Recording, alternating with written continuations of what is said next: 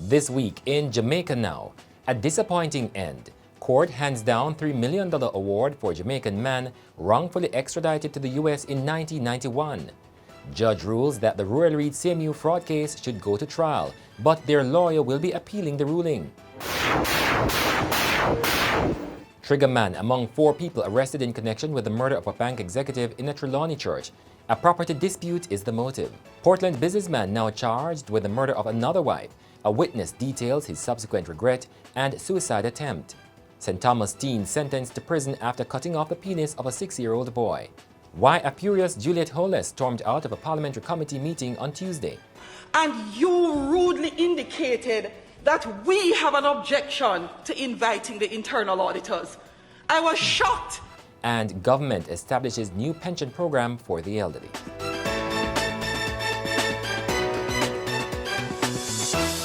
I'm Damian Mitchell, and this is Jamaica Now. Deported Jamaican Richard Storyteller Morrison says he will be appealing the $3 million compensation that the government has been ordered to pay for his wrongful extradition to the U.S. in 1991. A tearful Morrison said the award by the Supreme Court on Thursday was an insult to him. According to Morrison, the court award was similar to what the government had offered him in 2018, and he turned it down. He said he had suffered severe hardships because of the wrongful act done to him. An alleged member of the Shower Posse gang, Morrison was extradited while an appeal was pending against his extradition order.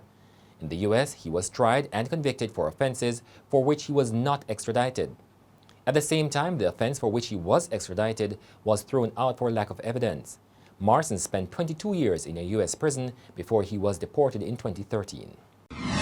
Chief Parish Judge Chester Crooks has ruled that former Education Minister Ruel Reid, Caribbean Maritime University President Professor Fritz Pinnock, and their 3 co-accused have a fraud case to answer, and the matter is to proceed to trial.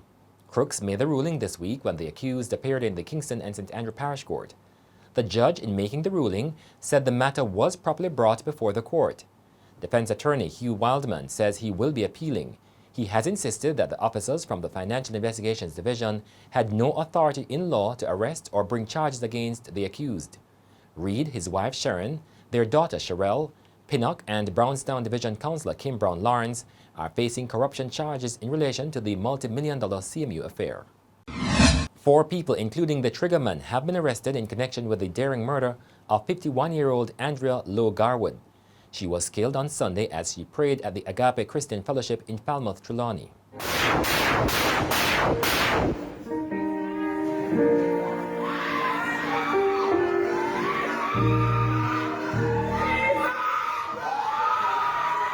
The killer had been sitting behind Mrs. Garwood. Her stepson is among the people now behind bars. The police have confirmed that the murder appeared to be the result of a domestic dispute over property. There's no other reason. We know that there are other theories that are out there, but it is solely a family dispute. About 4 hours before her murder, Mrs. Garwood had made a post on Facebook begging for the protection of her only son. Her husband, Jeffrey, was killed in a traffic accident in St. James 7 months ago. The Supreme Court in Kingston has heard allegations that popular Portland businessman Everton Beachy Stout McDonald paid a police detective to plan the killing of his first wife, Merlene, in 2009. McDonald was appearing in court for the first time since Monday when he was charged in what had become a cold case. He has been remanded until March 22 when he's to reappear for a bail hearing. At that time, he'll also answer to charges of conspiracy to murder his second wife, Tony McDonald, in August 2020. In court this week, prosecutors said more than 10 years ago, Beachy Stout paid a detective to orchestrate the murder of Merlene McDonald after their marriage broke down. She had left their matrimonial home in 2007. That's 2 years before her murder. The Supreme Court on Wednesday also heard startling allegations that the businessman expressed regret after the murder of his first wife and wished he could bring her back. Miss Sarah McKillar, one of the witnesses, recalled being told by the accused 6 years after the murder of his first wife, Merlene. As the allegations unfolded, the court heard that McDonald had suffered bouts of depression after his wife left him and had attempted to take his life on more than 1 occasion. The St. Thomas teen who was arrested and charged for cutting off the penis of a 6-year-old boy in August 2019 has been sentenced to 3 years and 7 months behind bars. The convict, who was 16 years old at the time of the offense, was sentenced in the St. Thomas Parish Court on Thursday. He had earlier pleaded guilty. The teen's attorney, Tamika Harris, begged for leniency. She also asked the court to take into consideration the fact that the teen had been in custody since August 2, 2019, and that he pleaded guilty at the first opportunity. Harris also told the court that the teen was a victim of abuse. The offender, now 17 years old, is to stay at a juvenile correctional center until he reaches 18, when he will be sent to an adult correctional facility. A furious Juliet Holness briefly walked out of Tuesday's sitting of Parliament's Public Accounts Committee PAC terribly upset. She was put off that reports had reached the media claiming government members did not support a request to invite key audit personnel from the Labour Ministry to a meeting last week. I was pissed. The St. Andrew East Rural MP accused PAC Chairman Julian Robinson of concerting with the media. If we cannot trust you, Mr. Chairman, if you ever do it again, because nothing prevents you, Mr. Chairman, when you realize you have that email, from calling your fellow member of the committee. However, none of us received a call. None of us were asked, how comes you haven't responded? But you had time to go to the media. So when I saw it, Mr. Chairman, I'm sorry I didn't see it on the day. I take strong objection to what the member said. An email was sent out by the clerk on my instruction asking members to respond. 2 members responded in that. 2 members, Member Cousins and Member Guy. But the email went to all members. Meanwhile, during Tuesday's PAC meeting, the permanent secretary in the Labour Ministry, Colette Roberts-Risden, was pummeled for lack of accountability in ensuring proper systems were in place to manage millions of dollars of mishandled state funds. Senior citizens aged 75 years and older who are not currently benefiting from a pension or any other retirement income, old age or disability payment scheme will now be eligible to receive $3,400 monthly under the government's new social pension program. The program is administered by the Ministry of Labour and Social Security.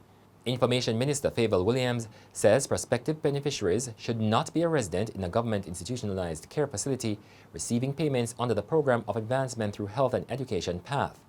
Additionally, to qualify, persons should not be receiving benefits such as poor relief or national insurance scheme.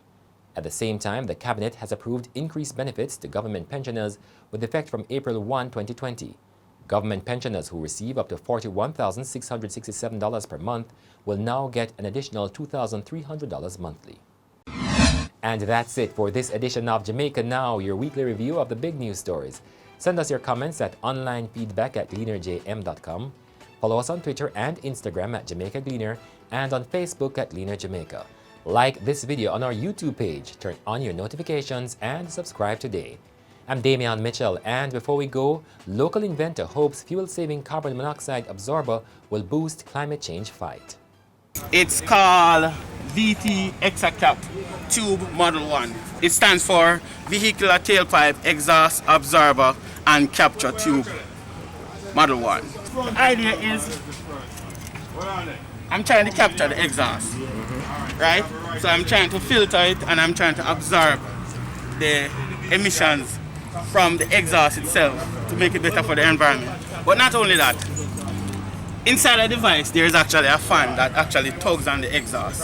So by tugging on the exhaust, it actually relieves the pressure from the engine and makes the smoke less contaminant for the environment, and it saves the customer on fuel. The filtration process is to remove what you call soot or the black components in it, and then the absorption process is a reaction. It goes through different reactions in order to remove the carbon dioxide. Break it down. But the idea is they want to reduce at least 50% to 90% of that emissions. And then the final exhaust that comes out on the two side is free from carbon dioxide, carbon monoxide, and soot. That's the idea.